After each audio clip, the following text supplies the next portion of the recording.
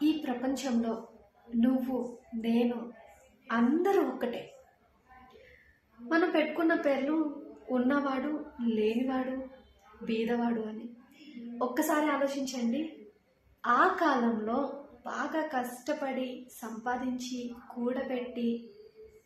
కూడబెట్టిన వాడి పిల్లలు తరతరాలుగా బాగుపడుతున్నారు.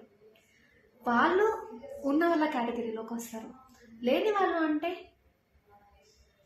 తాత ముత్తాతల నుంచి చేయడానికి పని దొరక్కో, లేదు ఆ కుటుంబ పరిస్థితులు బాగోకో, రోజు కూలి కోసం కష్టపడి ఆ వచ్చిన కూలితోనే కడుపు నింపుకొని వాళ్ళ బిడ్డలకు తరాలకు సేవ్ చెయ్యలేక ఉన్న వాళ్ళే కదా ఇప్పుడు ప్రజెంట్ బీద వాళ్ళు, అంటే మధ్యతరగతి వాళ్ళు.